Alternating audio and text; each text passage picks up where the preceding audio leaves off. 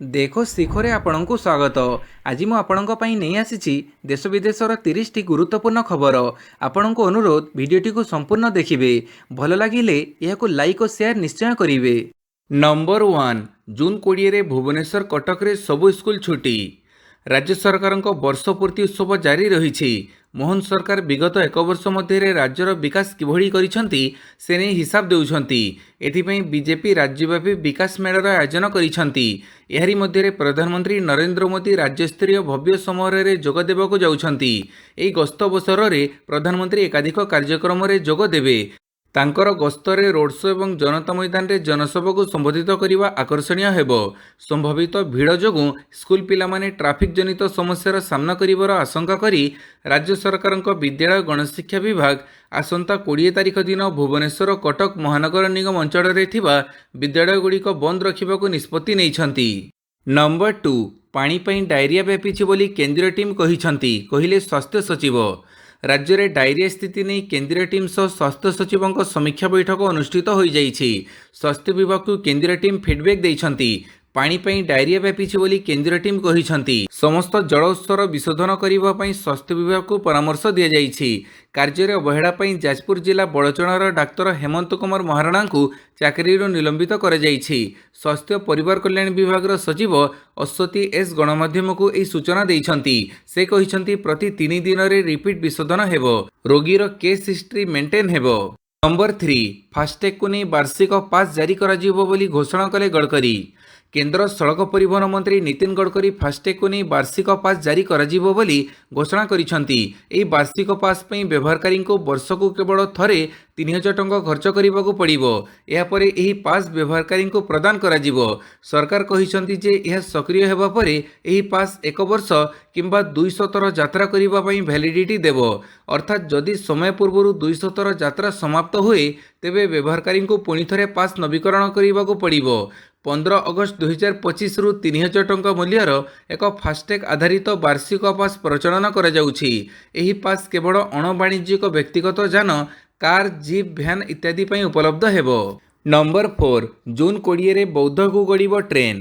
ଅପେକ୍ଷାର ଅନ୍ତ ଘଟିବାକୁ ଯାଉଛି। ଦେଶର ରେଳ ମାନଚିତ୍ରରେ ବୌଦ୍ଧ ଜିଲ୍ଲା ଯୋଡ଼ି ହେବାକୁ ଯାଉଛି। ଆସନ୍ତା 20 ତାରିଖରେ ପ୍ରଧାନମନ୍ତ୍ରୀ ନରେନ୍ଦ୍ର ମୋଦିଙ୍କ ଓଡ଼ିଶା ଗସ୍ତ ଅବସରରେ ବୌଦ୍ଧରୁ ରେଳ ଚଳାଚଳର ଶୁଭାରମ୍ଭ ହେବ। ସୋନପୁରରୁ ପୁରୁଣା କଟକ ପର୍ଯ୍ୟନ୍ତ ନବନିର୍ମିତ ରେଳ ଧାରଣାର ଉଦ୍ଘାଟନ ହେବ। ସେହିଦିନ ଅପରାହ୍ନ 4ଟାରେ ଆଭାସୀ ମାଧ୍ୟମରେ ଭୁବନେଶ୍ୱରରୁ ପ୍ରଧାନମନ୍ତ୍ରୀ ଏହାର ଶୁଭାରମ୍ଭ କରିବେ। ପୁରୁଣା କଟକ ଏବଂ ବୌଦ୍ଧରୁ ସ୍ଥାନୀୟ ନିର୍ବାଚିତ ଜନପ୍ରତିନିଧିଙ୍କ ଉପସ୍ଥିତିରେ ଏକସଙ୍ଗେ 2ଟି ଟ୍ରେନ୍ ଗଡ଼ିବ ସହ ବୌଦ୍ଧ ରେଳ ଷ୍ଟେସନରେ ଏକ ଭବ୍ୟ ଉଦ୍ଘାଟନୀ ଉତ୍ସବ ଅନୁଷ୍ଠିତ ହେବ ବୋଲି ସୂଚନା ମିଳିଛି। ପାଣିପାଗ ସୂଚନା 24 ଯାଏଁ ରାଜ୍ୟରେ ବର୍ଷା। ଉତ୍ତର ପଶ୍ଚିମ ବଙ୍ଗୋପସାଗର ଅଞ୍ଚଳରେ ସକ୍ରିୟ ଘୂର୍ଣ୍ଣିବଳୟ ପ୍ରଭାବରେ ମଙ୍ଗଳବାର ସକାଳ 5:30ଟାରେ ଦକ୍ଷିଣ ପଶ୍ଚିମ ବାଂଲାଦେଶ ପାର୍ଶ୍ୱବର୍ତ୍ତୀ ଗାଙ୍ଗେୟ ପଶ୍ଚିମବଙ୍ଗ ଉପତ୍ୟକା ଅଞ୍ଚଳରେ ଏକ ଲଘୁଚାପ କ୍ଷେତ୍ର ସୃଷ୍ଟି ହୋଇଛି। ଫଳରେ ସାରା ଓଡ଼ିଶାରେ ମୌସୁମୀ ସକ୍ରିୟ ହୋଇଯାଇଛି। ଏହା ପ୍ରଭାବରେ ରାଜ୍ୟରେ ଆସନ୍ତା 24 ତାରିଖ ଯାଏଁ ବର୍ଷା ଲାଗି ରହିବ ବୋଲି ଆଞ୍ଚଳିକ ପାଣିପାଗ ବିଜ୍ଞାନ କେନ୍ଦ୍ର ପକ୍ଷରୁ କୁହାଯାଇଛି। 19 ତାରିଖ ଦିନ ସୁନ୍ଦରଗଡ଼, ଝାରସୁଗୁଡ଼ା ଓ ସମ୍ବଲପୁର ଜିଲ୍ଲାରେ ପ୍ରବଳରୁ ଅତି ପ୍ରବଳ ବର୍ଷାକୁ ନେଇ ଅରେଞ୍ଜ ୱାର୍ଣ୍ଣିଂ ଜାରି ହୋଇଛି। ଏଥିସହ ବରଗଡ଼, ସୋନପୁର, ଦେବଗଡ଼, କେନ୍ଦୁଝର, ମୟୂରଭଞ୍ଜ, ଢେଙ୍କାନାଳ, ଅନୁଗୁଳ ଓ ବୌଦ୍ଧ ଜିଲ୍ଲାରେ ପ୍ରବଳ ବର୍ଷାକୁ ନେଇ ୟେଲୋ ୱାର୍ଣ୍ଣିଂ ଜାରି ହୋଇଛି। 20 ତାରିଖ ଦିନ ମଧ୍ୟ ସୁନ୍ଦରଗଡ଼ରେ ପ୍ରବଳ ବର୍ଷା ହୋଇପାରେ। ନମ୍ବର 6 ବିଭିନ୍ନ ଯୋଜନାର ଲୋକାର୍ପଣ କରିବେ ପ୍ରଧାନମନ୍ତ୍ରୀ।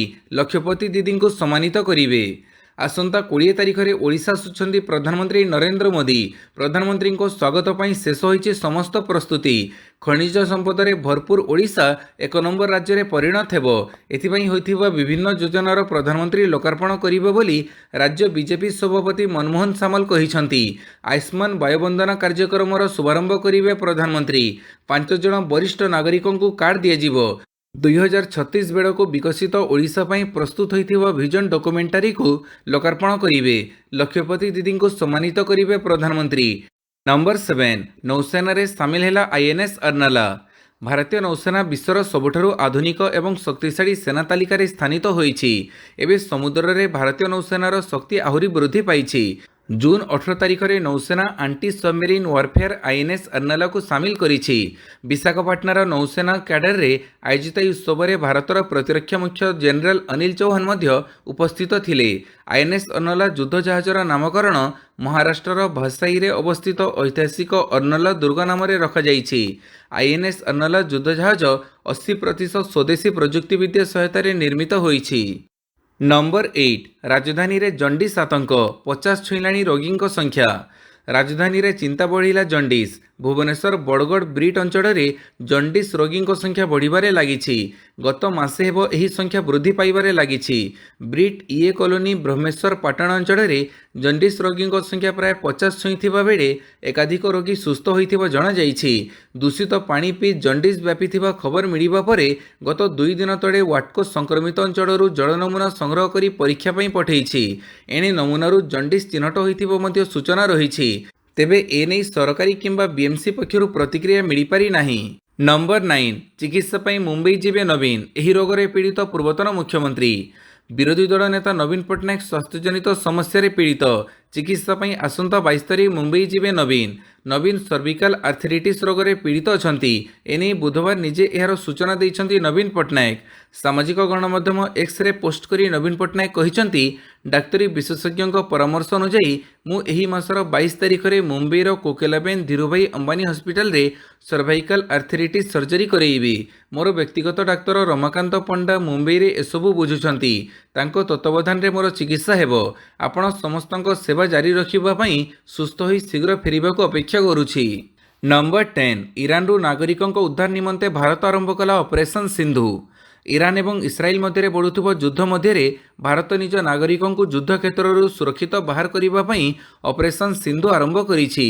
ଏହି ପଦକ୍ଷେପ ଏପରି ସମୟରେ ନିଆଯାଇଛି ଯେତେବେଳେ ଇରାନରେ ଇସ୍ରାଏଲ ଆକ୍ରମଣ ଯୋଗୁଁ ପରିସ୍ଥିତି ବେଳକୁ ବେଳ ଜଟିଳ ହେବାରେ ଲାଗିଛି। ଅପରେସନ ସିନ୍ଧୁର ପ୍ରଥମ ପର୍ଯ୍ୟାୟରେ ଉତ୍ତର ଇରାନରୁ 110 ଭାରତୀୟ ଛାତ୍ରଙ୍କୁ ସୁରକ୍ଷିତ ବାହାର କରାଯାଇଛି। ଭାରତୀୟ ଛାତ୍ରମାନଙ୍କୁ ସୀମା ପାର କରି ଆର୍ମେନିଆ ପହଞ୍ଚାଯାଇଛି। ଏହାପରେ ଏକ ସ୍ୱତନ୍ତ୍ର ବିମାନରେ ଆର୍ମେନିଆ ରାଜଧାନୀ ଏରେଭେନରୁ ଦିଲ୍ଲୀ ଅଣାଯାଉଛି। ଉଦ୍ଧାର ହୋଇଥିବା ଛାତ୍ରମାନେ 19 ଜୁନ୍ ଗୁରୁବାର ସକାଳେ ଦିଲ୍ଲୀ ପହଞ୍ଚିବେ ବୋଲି ଅନୁମାନ କରାଯାଉଛି।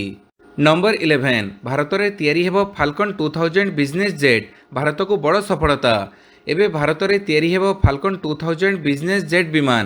ଏନେଇ ଅନିଲ ଅମ୍ବାନୀଙ୍କ company Reliance Aerostructure Limited France company Dassault Aviation ସହ ଚୁକ୍ତି ସ୍ୱାକ୍ଷର କରିଛି। ଦୁଇ କମ୍ପାନୀ ମିଶି ଭାରତରେ ଫାଲକନ 2000 ବିଜନେସ୍ ଜେଟ୍ ତିଆରି କରିବେ। ଏହି ଚୁକ୍ତି ପ୍ୟାରିସ୍ ଏୟାରଶୋରେ ଘୋଷଣା କରାଯାଇଛି। ପ୍ରଥମ ଥର ପାଇଁ ଡାସଲ୍ଟ ଫ୍ରାନ୍ସ ବାହାରେ ଏହାର ଫାଲକନ ଜେଟ୍ ନିର୍ମାଣ କରିବ। ଏହି ସଫଳତା ମିଳିବା ପରେ ଭାରତ ବିଶ୍ୱ ବଜାର ପାଇଁ ବିଜନେସ୍ ଜେଟ୍ ତିଆରି କରୁଥିବା କିଛି ଖାସ୍ ଦେଶ ତାଲିକାରେ ସାମିଲ ହୋଇଛି। ବର୍ତ୍ତମାନ ଆମେରିକା, ଫ୍ରାନ୍ସ, କାନାଡା ଏବଂ ବ୍ରାଜିଲରେ ଗ୍ଲୋବାଲ ମାର୍କେଟ ପାଇଁ ବିଜନେସ୍ ଜେଟ୍ ତିଆରି ହେଉଛି। ଏବେ ଭାରତରେ ଏହା ତିଆରି ହେବ।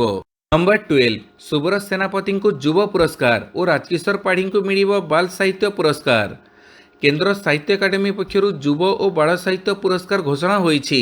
ଓଡ଼ିଆ ଲେଖକ ସୁବ୍ରତ ସେନାପତିଙ୍କୁ ଯୁବ ପୁରସ୍କାର ଓ ରାଜକିଶୋର ପାଢ଼ୀଙ୍କୁ ମିଳିବ ବାଲ ସାହିତ୍ୟ ପୁରସ୍କାର। ଉଭୟଙ୍କୁ ପୁରସ୍କାର ବାବଦରେ 50,000 ଟଙ୍କା ଲେଖାଏଁ ଦିଆଯିବ। ସୁବ୍ରତ ସେନାପତି କଦମ୍ବ ବନ ପୁସ୍ତକ ଓ ରାଜକିଶୋର ପାଢ଼ୀ କେତେ ଫୁଲ ଫୁଟିଛି ପାଇଁ ଏହି ମର୍ଯ୍ୟାଦାଜନକ ପୁରସ୍କାର ପାଇବେ। ନମ୍ବର 13 ଖାମେନିଙ୍କ ଘୋଷଣା, ସରେଣ୍ଡର କରିବନି Iran. Iran supreme leader Ayatollah Khamenei ବୁଧବାର ସଫାସଫା କହିଛନ୍ତି ଯେ ଇରାନ କେବେ ସରେଣ୍ଡର କରିବ ନାହିଁ। ଏଥିରେ ଯଦି ଇସ୍ରାଏଲ ପକ୍ଷରୁ ଆମେରିକା ଯୁଦ୍ଧକୁ ଓହ୍ଲାଏ ତେବେ ଏହା ଏକ ପୂର୍ଣ୍ଣ ଯୁଦ୍ଧରେ ପରିଣତ ହେବ। ଏଥିରେ ଆମେରିକାକୁ ବଡ଼ କ୍ଷତି ସହିବାକୁ ପଡ଼ିବ।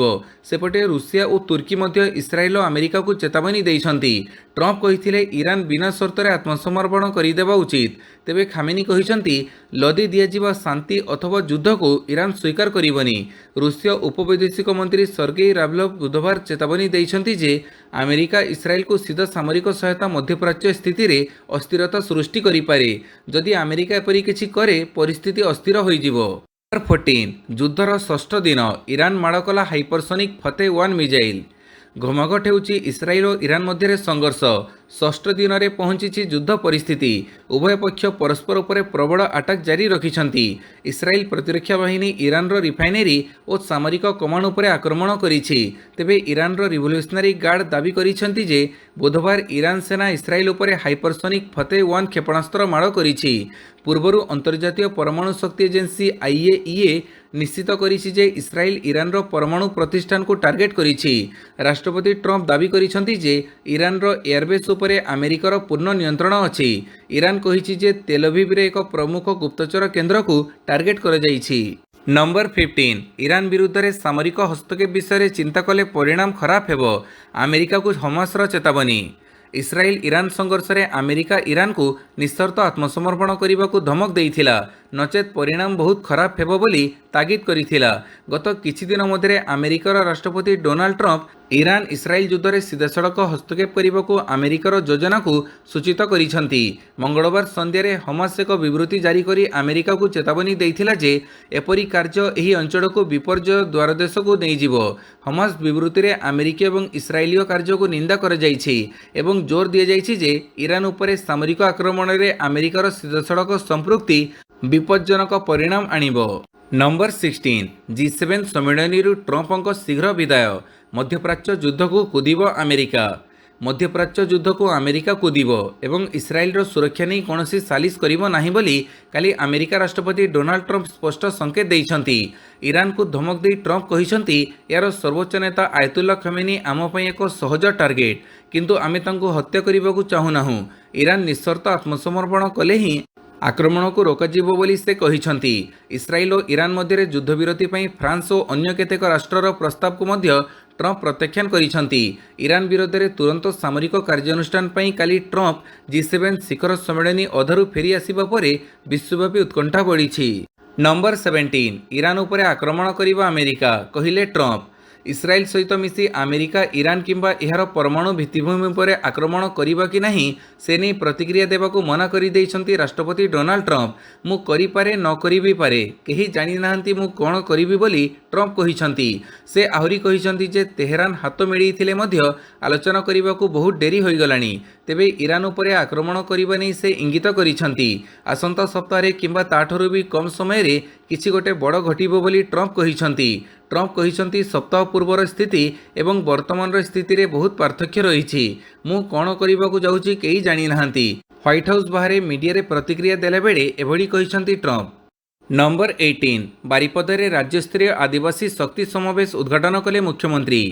ସରକାରଙ୍କ 1 ବର୍ଷ ପୂର୍ତ୍ତି ଅବସରରେ ବାରିପଦାର ଛଉପଡ଼ିଆଠାରେ ଆୟୋଜିତ ରାଜ୍ୟସ୍ତରୀୟ ଆଦିବାସୀ ଶକ୍ତି ସମାବେଶକୁ ଉଦ୍ଘାଟନ କରିଥିଲେ ମୁଖ୍ୟମନ୍ତ୍ରୀ ମୋହନ ଚରଣ ମାଝୀ। ଏହି ଅବସରରେ ମୁଖ୍ୟମନ୍ତ୍ରୀ କହିଥିଲେ ଯେ ଓଡ଼ିଶା ସାଂସ୍କୃତିକ ବୈଭବ ଚିତ୍ରପଟରେ ଜନଜାତି ସଂସ୍କୃତି ଏକ ସ୍ୱତନ୍ତ୍ର ସ୍ଥାନ ଗ୍ରହଣ କରିଛି। ତେଣୁ ଏହି ସଂସ୍କୃତିର ବିକାଶ ପାଇଁ ଆଗାମୀ 2036 ସୁଦ୍ଧା ଓଡ଼ିଶାକୁ ସମୃଦ୍ଧ ଓଡ଼ିଶାରେ ପରିଣତ କରିବାକୁ ହେବ। ଆଗାମୀ 11 ବର୍ଷ ଭିତରେ ଏହି ଲକ୍ଷ୍ୟକୁ ସାକାର କରିବାକୁ ହେଲେ ରାଜ୍ୟର 40% ଜନସଂଖ୍ୟା ବିଶିଷ୍ଟ ଜନଜାତି ଏବଂ ଅନୁସୂଚିତ ଜାତିଙ୍କ ବିକାଶ କରିବାକୁ ହେବ। ନମ୍ବର 19 ଚକ୍ରଧରପୁର ରେଳମଣ୍ଡଳର 240 କିଲୋମିଟର ରେଳ ଟ୍ରାକ୍ରେ ହାତୀଙ୍କୁ ମିଳିବ ସ୍ଥାୟୀ ସୁରକ୍ଷା। AI ସିଷ୍ଟମ ସହିତ ସଜ୍ଜିତ ହାତୀ ଅନ୍ତର୍ଜ୍ଞାନୀ ଚିହ୍ନଟ ପ୍ରଣାଳୀ ପରୀକ୍ଷଣରେ ଚକ୍ରଧରପୁର ରେଳମଣ୍ଡଳକୁ ବଡ଼ ସଫଳତା ମିଳିଛି। ଆଗାମୀ 3 ମାସ ମଧ୍ୟରେ ଏହି ସିଷ୍ଟମ ଚକ୍ରଧରପୁର ରେଳମଣ୍ଡଳର ଜରାଇକେଲା, ଭାଲୁଲତା, ବରସୁଆ, ବିମଳଗଡ଼ ଏବଂ ଅନ୍ୟାନ୍ୟ ହାତୀ ଅଧ୍ୟୁଷିତ ଅଞ୍ଚଳରେ ସ୍ଥାପନ ଆରମ୍ଭ କରାଯିବ। ଏହା 240 କିଲୋମିଟରରୁ ଅଧିକ ଲମ୍ବା ରେଳ ଟ୍ରାକ୍ରେ ହାତୀଙ୍କ ସୁରକ୍ଷା ସୁନିଶ୍ଚିତ କରିବ। ଚକ୍ରଧରପୁର ରେଳ ଷ୍ଟେସନର ବିଲ୍ଡିଂରେ 3ଟି କମ୍ପାନୀ ଦ୍ୱାରା ସ୍ଥାପିତ AI ଆଧାରିତ ହାତୀ ଅନ୍ତର୍ଜ୍ଞାନୀ ଚିହ୍ନଟ ପ୍ରଣାଳୀ ଅପ୍ଟିକାଲ ଫାଇବର କେବୁଲ ମାଧ୍ୟମରେ ରେଳ ଲାଇନରେ ବୁଲୁଥିବା ହାତୀଙ୍କ ଗତିବିଧି ବିଷୟରେ ଠିକ୍ ତଥ୍ୟ ଆଧାରିତ ସୂଚନା ପ୍ରଦାନ କରାଯାଇଥିବା ଜାଣିବାକୁ ମିଳିଛି। ଏହି ସିଷ୍ଟମ ହାତୀଙ୍କୁ ଖୁବ୍ ସ୍ପଷ୍ଟ ଭାବରେ ଚିହ୍ନଟ କରୁଥିଲା। ନମ୍ବର 20 ଇତିହାସ ରଚିଲା BSNL, ଖୁବ୍ ଶୀଘ୍ର ଲଞ୍ଚ ହେବ ଶସ୍ତା 5G ସେବା। ସରକାରୀ ଟେଲିକମ୍ କମ୍ପାନୀ ଭାରତ ସଞ୍ଚାର ନିଗମ ଲିମିଟେଡ୍ ବୁଧବାର ତାଙ୍କ ଅଧିକାରୀଙ୍କ ଏକ୍ସ ହ୍ୟାଣ୍ଡେଲରେ ଅପକମିଂ 5G ସର୍ଭିସର ନାମ ଘୋଷଣା କରିଛନ୍ତି। BSNL ଏହାକୁ କ୍ୱାଣ୍ଟମ୍ 5G ନାମ ଦେଇଛନ୍ତି। ସେପଟେ BSNL ଉତ୍ତରପ୍ରଦେଶ ସର୍କଲ ଏକ୍ସ ଆକାଉଣ୍ଟରେ ସୂଚନା ଦେଇଛନ୍ତି ଯେ କମ୍ପାନୀ କ୍ୱାଣ୍ଟମ୍ 5G FWA ସେବା ଉଦ୍ଘାଟିତ ହୋଇଛି। BSNL CMD board of director ଏବଂ CGMଙ୍କ ଉପସ୍ଥିତିରେ ଏହି ସେବା ଉଦ୍ଘାଟିତ ହୋଇଛି। BSNL ଅଧିକାରୀଙ୍କ ୱେବସାଇଟରେ ଏହି ସେବାକୁ क्वांटम लीप बिना सिम्रे प्रथम 5G FWA बोली कहिसंती। नंबर 21 गोपालपुर गणदुष्कर्म घटना क्राइमब्रांचर तनाघना घटनास्थल में जांच कला टीम। क्राइम स्पॉट रे crime branch team crime branch IG S Saini एवं तांको टीम तन्न तन्न करी जांच करिसंती। गोपालपुर बेलाभूमिर गेस्ट हाउस पछपटे सोमवार राति रे एभली सांघातिक घटना घटिथिला। पीड़िता को गणदुष्कर्म करथिले। क्राइमब्रांच टीम पहुंची तदंत करिछि।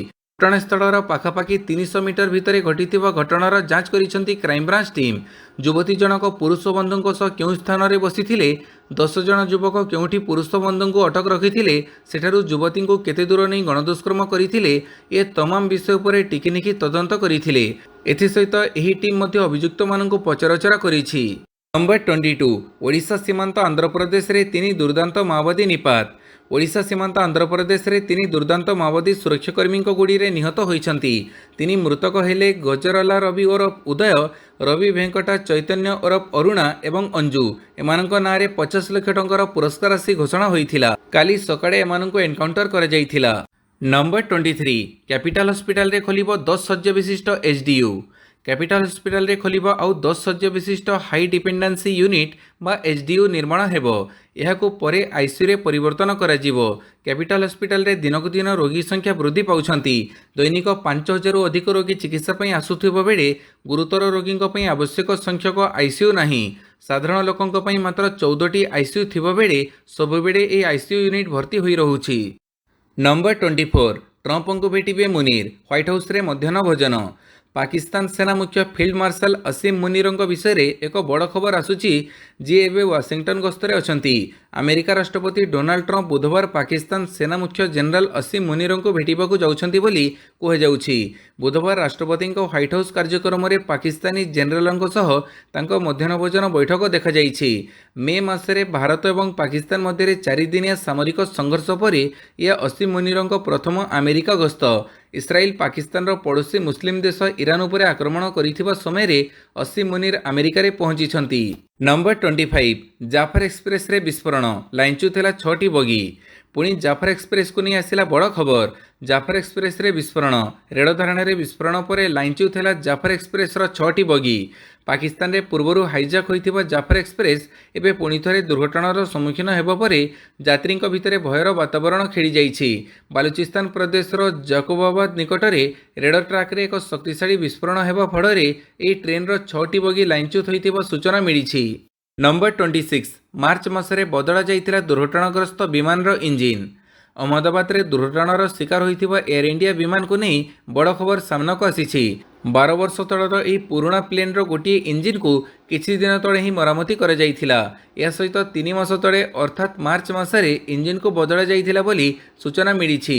मिलिथिबा सूचना मुताबक एयर इंडिया रो यह विमानटी को जून 2023 रे भल भाबरे जांच करा जाइथिला। डिसेंबर मासरे मध्य एहर आगामी संपूर्ण जांच नै सीमा धार्य करा जाइथिला। हेले एहा पूर्वरु ही यह विमानटी दुर्घटनाग्रस्त होइछि। नंबर 27 6.5% हारे बढ़िबो देशर अर्थनीति। फाइनान्शियल ईयर 26 पई इकरार अनुमान। चलित आर्थिक वर्ष 2025-26 पई भारतर वास्तविक घरोई उत्पाद अर्थात जीडीपी वृद्धि हार 6.5% रु अधिक रहिबो। प्रतिष्ठित रेटिंग एजेंसी इक्रा एही अनुमान करिछि। एजेंसी निज आउटलुक रे कहिछि जे एही अवधि रे देशर जीभीए वृद्धि 6.3% रु अधिक रहिबो। जीडीपी देश भितर उत्पादित वस्तु और सेवार मोट मूल्य को निर्धारित करुछि। अन्यपटे जीभीए उत्पादित वस्तु और सेवार मोट मूल्य रे मध्यवर्ती वस्तु और सेवार खर्च ह्रास पर मिलिथाए। नंबर 28 केदारनाथ यात्रा बेले पहाड़रू पत्थर खसिबारु 2 तीर्थयात्री मृत 3 गुरुतर। देवभूमि उत्तराखंड आसिला बड़ खबर। पहाड़रू पत्थर खसिबा परे चलीगला तीर्थयात्री जीवन। केदारनाथ यात्रा बेले सामनाक आसिला अभावनीय घटना। गौरीकुंड एवं रामबाड़ा मध्य पड़ुथिबा जंगल चट्टी ठारे केदारनाथ जाउथिबा किछि तीर्थयात्री उपरे पहाड़रू पत्थर खसिछि, जहाँपर तीर्थयात्री माने पहाड़ तलकू खसी पड़िछंती। घटनास्थल में 2 तीर्थयात्री मृत्यु होइथिबा बेले 3 जण गुरुतर थिबा जणा पड़िछि। नंबर 29 जातीय हामर बॉल रे ओडिशा को स्वर्ण रौप्य। हिमाचल प्रदेश रे आयोजित जातीय हामरबल प्रतियोगिता रे ओडिशा पुरुष लगातार द्वितीय थर लगी विजेता हेबार गौरव अर्जन करिछि। चलित वर्ष फाइनल रे छत्तीसगढ़ को हरई ओडिशा ही सफलता पाइथिला। या पूर्व सेमीफाइनल रे उत्तर प्रदेश को हरईथिला। लीग पर्याय रे 4 ରୁ 4 जीति सेमीफाइनल रे पहुंचीथिला ओडिशा। ओडिशा महिला दल फाइनल रे राजस्थान ठू हारी उपविजेता होइथिला। नंबर 30 महिला टी20 विश्वकप पाकिस्तान विपक्षर भारतर अभियान। आईसीसी और आयोजक इंग्लैंड और वेल्स क्रिकेट बोर्ड बुधवार आसंता वर्ष होबाकु थिबा महिला टी20 विश्वकप लगी सूची प्रकाश करिछि। एही 12 दलीय और 24 दिनिया प्रतियोगिता 2026 जून 12 रु जुलाई 5 तारिख पर्यंत खेला जिवो। एही प्रतियोगिता रे मोट 33 मैच खेला जिबाकु थिबा बेले इंग्लैंड रो 7टी venue Edgbaston, Hampshire Bowl, Headingley, Old Trafford, the Oval, Bristol County Ground और लॉर्ड्स रे हेबो। भारत चिर प्रतिद्वंदी पाकिस्तान विपक्ष अभियान आरंभ करिवो। एही मैच जून 14 रे एजबेस्टन रे खेला जिवो। 12 तारिख रे एजबेस्टन रे खेला जिबाकु थिबा उद्घाटनी मुकाबिला रे इंग्लैंड और श्रीलंका मुहांमुही हेबे। जून 30 और जुलाई 2 रे सेमीफाइनल द्वय द ओभाल रे एवं जुलाई 5 रे फाइनल रे लॉर्ड्स रे खेला जिवो। भिडियोटी को संपूर्ण देखिथिबारु बहुत बहुत धन्यवाद।